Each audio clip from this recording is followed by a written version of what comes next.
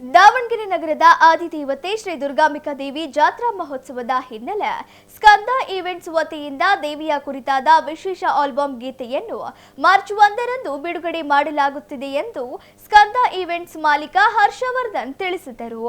ಸುದ್ದಿಗೋಷ್ಠಿಯಲ್ಲಿ ಮಾತನಾಡಿದ ಅವರು, ಸ್ಕಂದ ಈವೆಂಟ್ಸ್ ಸಿದ್ಧಪಡಿಸಿರುವ 4 ಭಕ್ತಿಗೀತೆಗಳ ಆಲ್ಬಂನಲ್ಲಿ ಮೊದಲ ಗೀತೆಯನ್ನು ಮಾರ್ಚ್ 1ರಂದು ಸಂಜೆ ದೇವಸ್ಥಾನದ ಆವರಣದಲ್ಲಿ ನಡೆಯುವ ಸಾಂಸ್ಕೃತಿಕ ಕಾರ್ಯಕ್ರಮದಲ್ಲಿ ಬಿಡುಗಡೆ ಮಾಡಲಾಗುವುದು.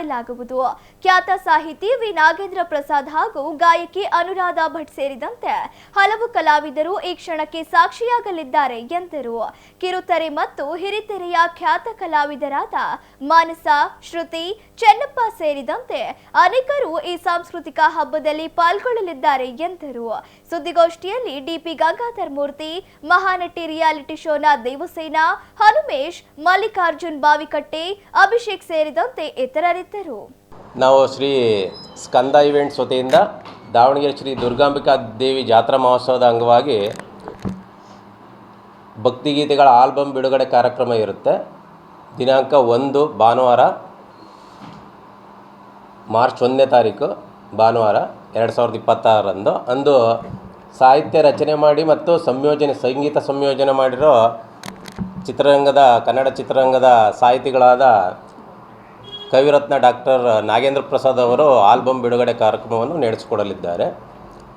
ಅವರೇ ಸ್ವತಃ ಗೀತೆಗಳ ರಚನೆ ಮಾಡಿ ಸಂಗೀತ ಸಂಯೋಜನೆ ಮಾಡಿರೋದು.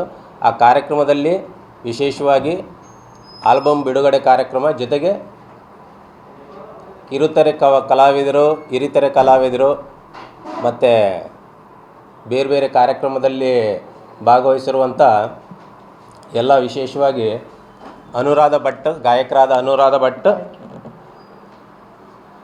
ಮಿಮಿಕ್ರಿ ಕಲಾವಿದರಾದ ಪ್ರಸಿದ್ಧಿ ಇವರು ದೇವಸೇನಾರವರು, ಮಾನಸ, ಶ್ರುತಿ, ಗದಗಿನ ಪ್ರತಿಭೆ ಚೆನ್ನಪ್ಪರವರು ಹಾಗೂ ಆನಂದ್ ಇವಿ ಇವರೆಲ್ಲರೂ ಕಾರ್ಯಕ್ರಮದಲ್ಲಿ ವಿಶೇಷವಾಗಿ ನಡೆಸಿಕೊಡಲಿದ್ದಾರೆ.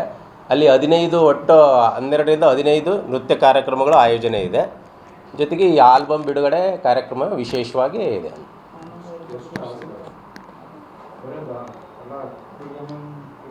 ಭಕ್ತಿಗೀತೆ ಕಾರ್ಯಕ್ರಮ ಅದು. ಪ್ರಸ್ತುತ ಮಾಡಿದ್ದೀವಿ. ಕಲ್ಚರಲ್ ಪ್ರೋಗ್ರಾಮು ಇದೆ. ಅದರಿಂದ ಒಂದು 4 ಜನಕ್ಕೆ ಇನ್ಸ್ಪಿರೇಷನ್ ಆಗಲಿ ಅಂತ. ಅದರಿಂದ ಉದ್ದೇಶದ ಈಡೇರಬೇಕು ಅಂದರೆ ಅದಷ್ಟೇ ಮಾಡೋದು ಉದ್ದೇಶ, ಮತ್ತಿನ್ನೇನಿಲ್ಲ. ಅಟ್ಲೀಸ್ಟ್ ನಮ್ಮಿಂದ ನಮ್ಮ ಸ್ಕಂದ ಈವೆಂಟ್ಸ್ ವತಿಯಿಂದ ಒಂದು ಬೆಂಬಲ ಪ್ರೋತ್ಸಾಹ ಸಿಕ್ಕರೆ ಮುಂದೆ ಬೇರೆಯವ್ರಿಗೆ ಅವಕಾಶ ಸಿಗಲಿ ಅನ್ನೋ ಉದ್ದೇಶ ಆ ಥರ ಮಾಡ್ತಾಯಿದ್ದೀವಿ. ಇಲ್ಲಿ ಕಾಂಪಿಟೇಷನ್ ಅಂದರೆ ಮೇ ತಿಂಗಳಲ್ಲಿ ಆಯೋಜನೆ ಮಾಡಿದ್ದೀವಿ. ಇದಕ್ಕದು ಒಂದು ರೀತಿ ಪೂರಕವಾದ ಕಾರ್ಯಕ್ರಮವಾಗಿ ನಡೆಸ್ತಾ ಇದ್ದೀವಿ ನಾವು. ಅದನ್ನು ಕೂಡ ಶೀಘ್ರದಲ್ಲೇ ನಾವು ಪ್ರೆಸ್ ಮೀಟ್ ಮೂಲಕ ಅದನ್ನು ತಮಗೆಲ್ಲ ತಿಳಿಸ್ತೀವಿ. ಜನಕ್ಕೆ ಗೊತ್ತಾಗಬೇಕಲ್ಲ. ಈಗ ಮಾರ್ಚ್ ಏಪ್ರಿಲಲ್ಲಿ ಎಕ್ಸಾಮ್ ಮುಗಿದ ನಂತರ ಅದು ಕಾರ್ಯಕ್ರಮ ಆಯೋಜನೆ ಮಾಡ್ತಾಯಿದ್ದೀವಿ. ಯಾಕೆಂದರೆ ಅಲ್ಲಿ ಎಲ್ಲ ಪ್ರತಿಭೆಗಳು ಈಗ ಸ್ಕೂಲು ಕಾಲೇಜು ಎಕ್ಸಾಮ್ಸ್ ಇರ್ತವೆ. ಆ ನಂತರ ಅವರಿಗೆ ಅವಕಾಶ ಸಿಗಲಿ, ಅವ್ರು ಭಾಗವಹಿಸಲಿ ಅನ್ನೋದು ಉದ್ದೇಶ.